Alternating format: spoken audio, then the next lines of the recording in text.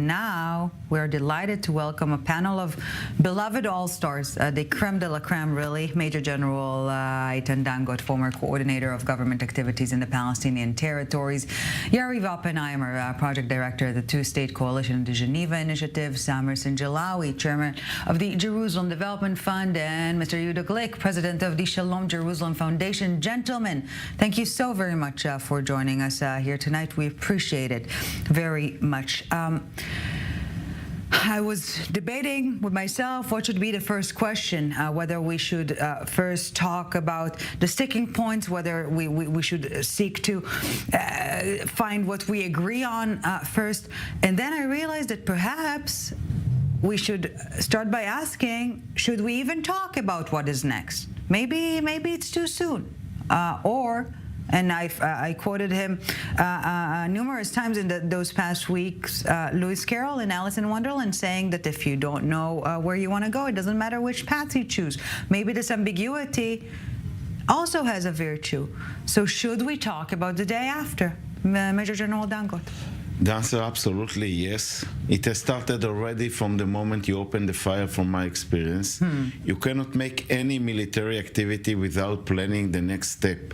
And it means you have to see it according to the development of the military activity. Yeah. But at the end, none of the missions will be reached with the goals without completed with civil or diplomatic step to organize it in a way. It's one depend on the other from both directions. So it should be, and it's done. I know about many issues. You have to, it's 2.2 million people that you have to return them back. After, of course, it's clear that one principle, Israel will not return to control Gaza Strip with all the responsibilities, security and civil.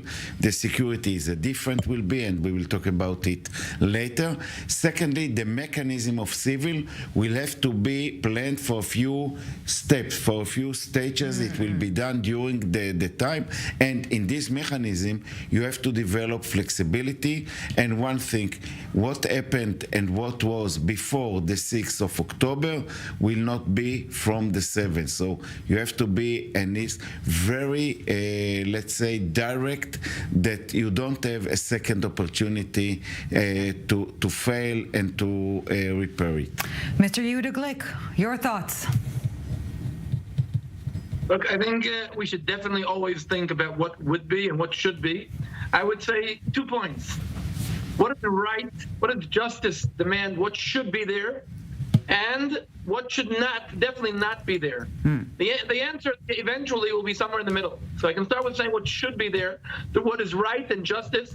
After this war of the disengagement, Israel should come back and reestablish all the Jewish settlements that were in Gaza Strip, because that is what's right. If they were wrong to be uprooted from there, then they should return and we should reestablish Jewish life there. What should definitely not be there is after our advantage of experiment, after our experiment with the Oslo Accords and with the disengagement, I think it was quite clear that the Palestinian Authority or the Hamas Authority should not be ruling over Gaza, because we don't want to commit suicide again. We did it once, we did it twice. Enough is enough. And we have to understand that our future has to be in our hands, and we have to take responsibility. And I think that's quite clear to most of Israelis today. Mr. Sinijlawi, let's stick to the format of Mr. Glick. What must be part of it and what must not? Well, referring to Mr. Netanyahu's comments that no Fatah, no Hamastan, I said, yes, I agree, but because it's a Palestinian demand. The Palestinians don't want the style of destruction that Hamas brought to Gaza, and they don't want the style of corruption that Fatah, Abbas, has brought to the West Bank. They want a new leadership that will lead a construction process for both the West Bank and the Gaza Strip. So it is not... So you agree with Netanyahu? Yes, it's not Hamastan. Fatahstan, it's not Fatahstan, but it's not Glickistan or Ben-Gvirstan or Smodristan. It's a Palestinian choice of how we want to manage ourselves. How do you want to bring a healthy democratic neighbor to Israel that is able, through a strategy of cooperation, to build new horizons for coexistence. Even in these hard days, we are able to go through these hard days, out of these hard days together. We need to do it because we have simply no choice. It's never a war of no choice. It's a coexistence and peace of no choice for both of us. And someday when the dust of war will calm down, we will return to be normal people. We will start thinking the way we used to think before the 7th of October. But I will also tell Mr. Netanyahu that maybe as a Palestinian, and I know a lot of Israelis from the left and from the center and from the right, even now I am in good contact with everybody. I know that most of the Israelis don't want to see a Bibistan in Israel. So a change is happening, will happen on the Israeli side and on the Palestinian side. And I can see that the stars will align, that maybe soon after the change of leadership on both sides, we will be able to open horizons of peace. We might be able to bring back what has been cut by this war. Before this war, there was a lot of diplomatic effort for the Saudi-Israeli deal. Maybe we can bring back this process. And this process, I want to call it as the Middle East Security Initiative, not only peace initiative. Maybe through this initiative, with the Saudis involved, we can build some kind of a system that can secure Israel, can guarantee security to Israelis, and can guarantee human dignity to Palestinians. We need both to be available, working together, parallel, in order to be able to sustain some kind of a relation of coexistence between Palestinians and Israelis. The day after is a very big question, because what worries me is that under the scale of destruction that has been done to Gaza, maybe we will not be able to reach to the day after. It's a very hard challenge. Whoever wants to take the keys of Gaza, to rebuild Gaza, to try to sustain a good living conditions for 2 million refugees now that most of them don't have tents now. It's not an easy job. It's a very complicated job, and it needs serious leadership on the Palestinian side. It needs a lot of cooperation from the Israeli side, and it needs the whole international community to put hands with us. This is going to be the challenge of the century for Israelis and Palestinians together. Yeah, and the deal of the century will be a recurring topic in our discussion.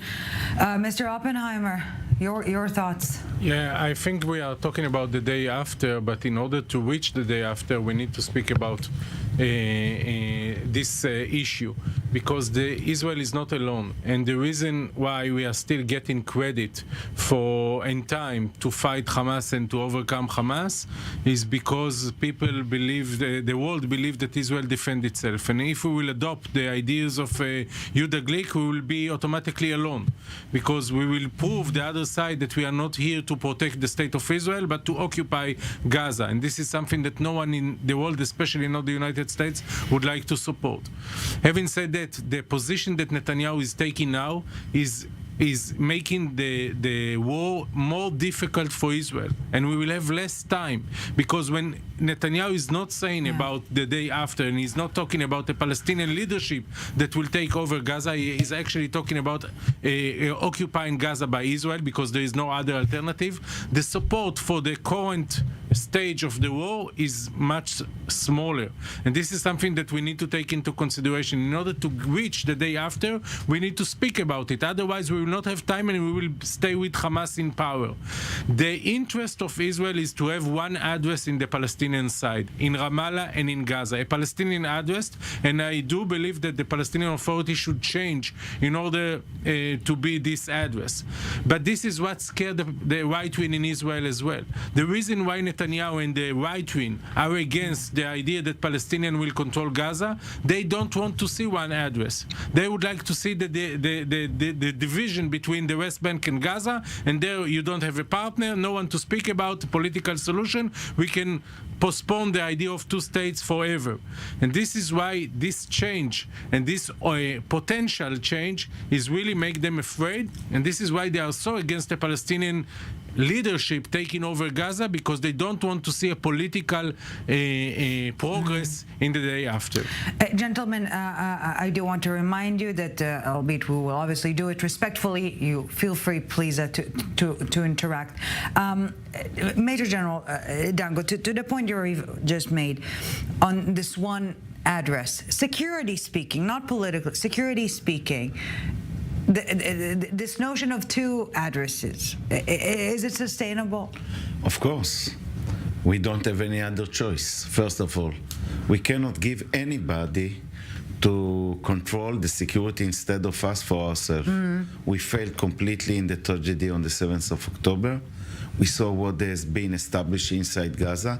Gaza is a state of Hamas. Each apartment is apartment that are living there. It's apartment of Hamas. From what we are seeing, facts on the ground. When we entering, we saw the amount of arsenal, and it will take some years in order to clean, I mean, from the terror point, Gaza, and to lower dramatically. And this cannot be done by an external player. No, it will not be able to be done, and we are not have the right and the duty to our civilians to give it to someone else. So we have to do it, but on the other end, it will be very complicated, very hard process, and I think that even the Prime Minister, Bibi Netanyahu, declared that he will not allow that it will be Hamastan or Fatahstan.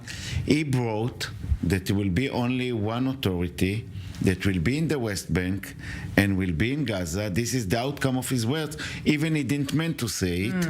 And that should be, because this is the only future for this area to be on the opportunity to try to build something together, maybe the last chance. But on the other end, if it will be someone else, it will not hold. So the only opportunity is to bring, call it PA, because this is the body or the movement that we have agreement with them, and they are in the West Bank. They build a structure, and we should bring them in a different way, different leadership, different kind of agreement, demands for what will not be in Gaza, like incitement, etc. And I'm not accept what Yehuda Glick said, to bring again settlements to the Gaza Strip. Wait, before we get to that, or on the other end, what Yariv has just said also is the opposite. We have to be much more logic, realistic. So let's try to add up this. Security should be like in the West Bank. Summer knows the problems that we faced at the beginning, the precondition for the agreement that was to establish one rule, one gun, one law in the West Bank. It was Israel stand on his feet in order to create it. At the end, it was achieved. Unfortunately, it was a lot of problems with Abu Mazen entity, the way he adopted it. And on one end, he did as it was supposed to do, and the other end. So let's try to add things up here. Major General Dangot is saying Israel needs security control of sort, or the ability to have a security control, and on the Palestinian side, there should be one address. Mr. Glick, what would you add or take out of this equation? Look, one of the stupid things that a person can do is to return and do the same mistake he did again. In the beginning of the 1990s, when the Oslo Accord began, we screamed and yelled and we said, don't bring a terrorist organization here. Let's allow the Palestinians to develop their own sovereign leadership. We weren't listened to. And what happened was we brought to here a terrorist organization led by Arafat, and we paid a price. Not only did we pay a price, the Palestinians paid a price. You know how many Palestinians were killed by the Palestinian Authority throughout the years? We cannot agree that an organization that led by a Holocaust denier, an organization that 20% of its funds goes to pay those terrorists. And they're right now representing the Palestinian population who supports the Hamas. How can we allow that this leadership should go again and again? We can't. We have to understand. We have to say it loud and clear. We cannot trust any of the Palestinian leadership for our security. If they want us to trust them, let them prove that we can trust them. And therefore, but until they prove it, and I do not, please. Just like it happened in Judea and Samaria. Until we return to take the responsibility, we were being killed on a daily basis. Palestinians were being killed on a daily basis. We cannot allow that. Yehuda Glick, it's a very clear option. It's either going to be them or us. It's either going to be a Palestinian leadership that will take over Gaza, or it will be Israel. It will be you, your children, your grandchildren. They are the one not just to guard the security, but also to take care for these 2 million, almost all of them, or a high percentage of them are refugees. And we need to speak also about money issue. We are talking about a lot of money that we need to spend in Gaza in order to rebuild it. Who is going to sponsor it? The only candidate are the Arabic. Just a second, please. It's the only option is the moderate Arab countries. They will not pay any $1 if they will not know that there is a kind of a political process in order to solve the problem. There is only one thing that I agree with Mr. Glick. We should not do the same thing all over again. The same thing is not to solve the conflict. Is to continue to fight the Palestinians, to continue to control them, to occupy them, to run their life, to be there in the West Bank, in East Jerusalem, not to allow them to have a state. This is a failure. To think that we can just use our force and to dictate the solution, this was the major failure of October 7. We need to think differently how to solve the conflict. And there is an opportunity here to have one address of Gaza and Ramallah and East Jerusalem that we can deal with the support of the moderate Arab countries, with the support of the US, and with the understanding of most people that misery, bloodshed, and war, enough is enough. Mr. Sinijlawi. With all the respect, Yariv, that claim that you're claiming now was claimed by the left in Israel for so many years, and it didn't prevent. We are not in power. I have to remind you that we are in the opposition. Your government was ruling Israel. The Abraham Accord proved that we can make peace in spite of the Palestinian issue. And we were about to do it with the Saudi Arabians. And the Hamas who got up against it went against the Saudi Arabia agreement. Therefore, I agree with Samer that we should do everything we can to promote the peace agreement with Saudi Arabia. And we should make it very clear that we will not allow again and again to allow the terrorists to rule over this area. And we're not going to commit suicide again. Mr. Sinijlawi, how can we, again, we're getting a clear sense of what yes, what not. Israeli security in the Gaza Strip, is that something that a Palestinian authority of sorts can swallow? Well, here I agree with what Eitan has said. If we need to convince the world that they need to recognize the state of Palestine, we Palestinians, first of all, need to recognize it. So there is no way in a statehood that other than the sovereign can use violence anywhere. We need to criminalize using violence against Israelis if it comes from an individual or any organization. No one Palestinian or any organization have the right to do what Hamas has done, taking 2 million people in a suicide bombing attack against Israel without any consequences, without any moral red lines in this conflict. This conflict does not mean that everything is permissible for both sides. There are limits in which where we can go. So in a way or another, we need to create some kind of a leadership that is able to bring all the Palestinians under consensus that we are now into a strategy of diplomacy with Israel, that it is in our national interest to keep Israeli security. Israeli security is the basis for the Palestinian national interest. I cannot take a step ahead if I cannot guarantee 100% of Israeli security. And we need some kind of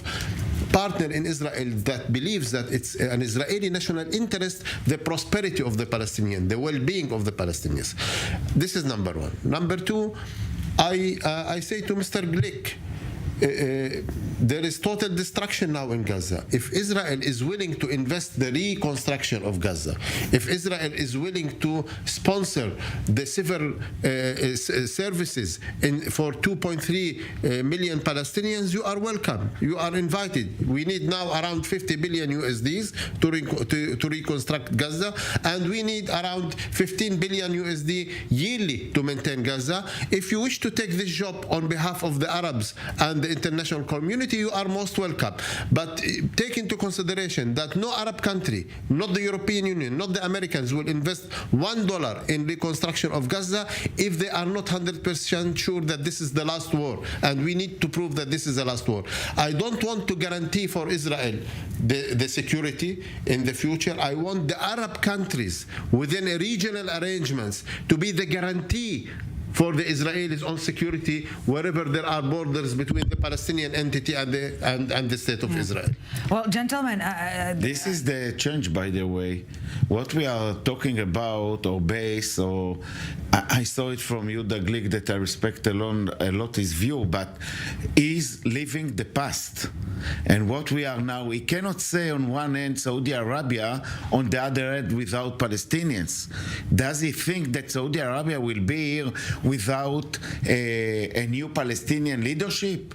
It cannot work. Who will be here? Who will come here? You will get back the Qatarian. They are the West, and they are the same West in Hamas was in the terrorism, and Qatar was in the strategic and the supporting with the things. So we need here something new, and the change maker here is the insurance from Arab modern countries. They are willing, the same interest as Israel, to lower the terror in this region and to build with them something together. We need to create a new Palestinian leadership with obligations, with very clear minds. It will be with bloodshed, unfortunately, but this is the only chance in my opinion. It sounds a bit like the state minus of the deal of the century. Eitan, I have to tell you, when I listen to you, it reminds me exactly of what we heard in the beginning of the 2005, when Arik Sharon was trying to persuade us that we should get disengagement, and the whole world were joining him, and they were telling us, listen, let's build a moderate Palestinian Authority. And he convinced the world to invest $20 billion in Gaza Strip. And they told us it's going to be a new Singapore of the Middle East. Believe me, Eitan, I was in Singapore. Gaza does not remind me of Singapore. The billions of dollars that went to Gaza were invested in tunnels and were invested in terror and more terror. Gentlemen, one word to Yehuda. One word. Yehuda, you are using. Give me one sentence to tell you. You're going to need a lot of work to convince the Israelis that the Palestinians and the international world are going to invest money, and it's going to go. Gentlemen, filthy. it is with great sorrow that I say one that. One sentence I must say. The only thing, the Likud Party that Yehuda belong are marking, they are not taking in account from 2008 till now what happened. Gentlemen, and you were the leadership of the Gaza Strip. So much more to unpack. Thank you so very much, all of you. Thank you. Have a great night.